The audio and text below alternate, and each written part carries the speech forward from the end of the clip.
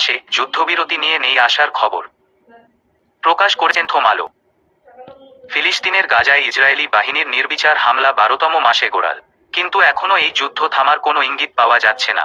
আজ শনিবার পর্যন্ত ইসরায়েলি বাহিনীর হামলায় অবরুদ্ধ উপত্যকাটির প্রায় 41,000 ফিলিস্তিনি নিহত হয়েছেন। উদ্বাস্তু হয়েছেন গাজার প্রায় সব বাসিন্দা। পুরো উপত্যকা ধ্বংসস্তূপে পরিণত হয়েছে। এখনও প্রতিদিনই গাজায় হামলা চালাচ্ছে ইসরায়েলি বাহিনী। এদিকে পোলিও টিকাদান কর্মসূচি চলাকালে গাজায় স্কুলে আশ্রয় শিবিরের ইসরায়েলি হামলায় 13 জন নিহত হয়েছেন। কোথাও কোথাও দুই পক্ষের মধ্যে লড়াইয়ের খবরও পাওয়া যাচ্ছে। তবে মধ্যস্থতাকারীদের বিরামহীন চেষ্টার পরও নতুন করে যুদ্ধবিরতির কোনো সম্ভাবনা দেখা যাচ্ছে না। কারণ যুদ্ধবিরতি নিয়ে দুই পক্ষই নিজেদের শর্তে অনড়। ফলে প্রায় 1 বছর ধরে চলা এই হত্যা ও ধ্বংসযজ্ঞ কবে থামবে তা অনিশ্চিত। গত বছরের 7ই অক্টোবর দক্ষিণ ইসরায়েলে নজিরবিহীন এক হামলা চালায় গাজার শাসক গোষ্ঠী হামাস। সেদিন থেকে গাজায় পাল্টা নির্বিচার হামলা শুরু করে ইসরায়েলি বাহিনী। গাজার স্বাস্থ্য মন্ত্রণালয়ের হিসাবে ইসরায়েলি হামলায় গতকাল নতুন করে আরও 61 জন নিহতের তথ্য পাওয়া গেছে। এ নিয়ে মোট নিহত বেড়ে হয়েছে 40,939। আহত নয়তো পঙ্গু হয়েছেন প্রায় 95,000 ফিলিস্তিনি।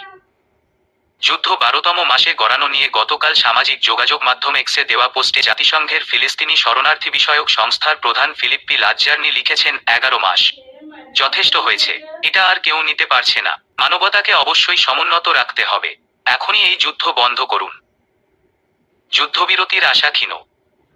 গাজায় চলমান হত্যাযজ্ঞ বন্ধে বিভিন্ন দেশ ও সংস্থা আহ্বান জানালেও আপাতত যুদ্ধবিরতির কোনো সম্ভাবনা দেখা যাচ্ছে না। মধ্যস্থতাকারী দেশগুলোর পক্ষ থেকে অবশ্য দুই পক্ষকেই যুদ্ধবিরতির বিষয়ে রাজি করার বিষয়ে আলোচনা চলছে, কিন্তু নিজেদের শর্তে দুই পক্ষই অনড় অবস্থানে বলে জানা গেছে। মার্কিন পররাষ্ট্রমন্ত্রী অ্যান্টনি ব্লিংকেন গত বৃহস্পতিবার জানান, যুদ্ধবিরতির 90% শর্ত নিয়ে দুই পক্ষই ঐকমত্যে পৌঁছেছে। যুদ্ধবিরতির চুক্তি চূড়ান্ত করতে ইসরায়েল ও হামাসকে এদিন আহ্বান জানান তিনি। তবে যুদ্ধবিরতি চুক্তির বিষয়ে ঐকমত্য নিয়ে মার্কিন পররাষ্ট্রমন্ত্রীর উল্টো কথা বলেছেন ইসরায়েলের প্রধানমন্ত্রী বেনিয়ামিন নেতানিয়াহু।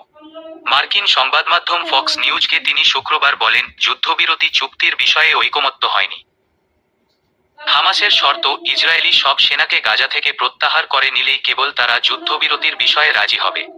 তবে এতে আপত্তি ইসরায়েলের। নেতানিয়াহু সরকার চায়, যুদ্ধবিরতি হলেও ইসরায়েলি সেনারা গাজার বিভিন্ন এলাকায় মোতায়েন থাকবেন।